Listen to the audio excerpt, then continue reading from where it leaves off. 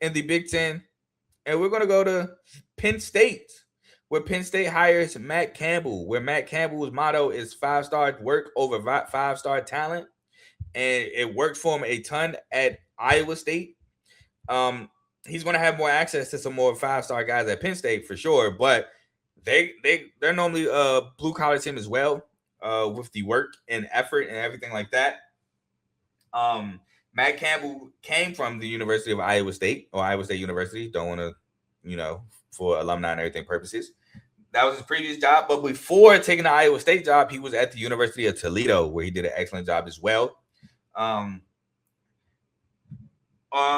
Iowa State, he went 72, 55, and 50 and 40, and he turned around Iowa State from 2016 to 2025. While at Toledo, he went 35 and 15, 24 and 8, and he coached at Toledo from 2012 to 2015, and basically kept the baton going for years of good things to come at Toledo. His overall coaching record is 107 and 70, with a conference record of 74 and 48, and that's both in the Big 12 and the MAC. He's 5-5 in bowl games. He, however, did not win the Big 12. He came close, not last year, but 2 years ago, where they played Arizona State. They got spanked, but he made it. He's the MAC Coach of the Year in 2015. He won the Big 12 Coach of the Year 3 times in 2017, 2018, and 2020.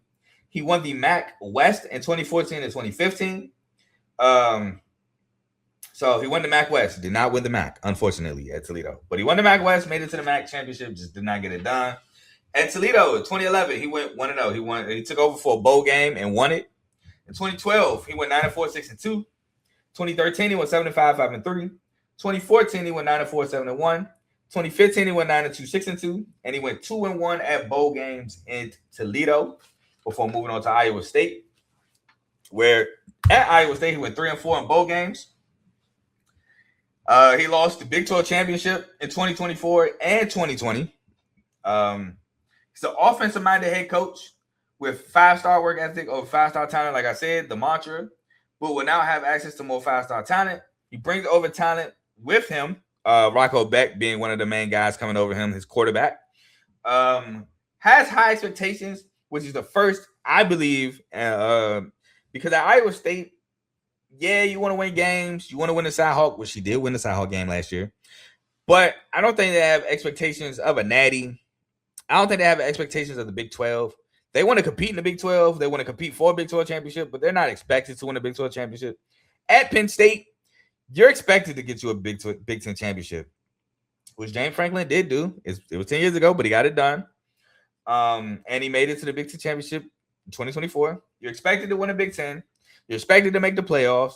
You're expected to be a double-digit win season. You're expected to have a ton of success on that football field at Penn State. So I think the expectations this year is going to be higher than Matt Campbell's ever dealt with. But he's been successful at both stops. I gave it an A. I love it. I love it for Penn State. I think Matt Campbell, his work ethic, he instills in guys. The guys he can recruit. Namely, he got guys like Breece Hall, Alan Lazard. I'm trying to think of guys like I know guys, but I want to think Brock Purdy. But I want to say guys like you'll be like, oh, why you? I don't want to say guys like because I can say guys like Jaden Higgins and Jalen Noel, and you be like, who are those guys? They play receiver for the Texans. I can say Xavier Hutchinson. You gonna be like, who's that? He plays for the Texans as well. But he's been able to find receiver NFL talent at Iowa State, TJ Tampa on the Ravens. So I think he's going to have a lot of success at Penn State. I love it. And I can see him winning a Big Ten championship. This is probably a hot take. I can see him winning a Big Ten championship.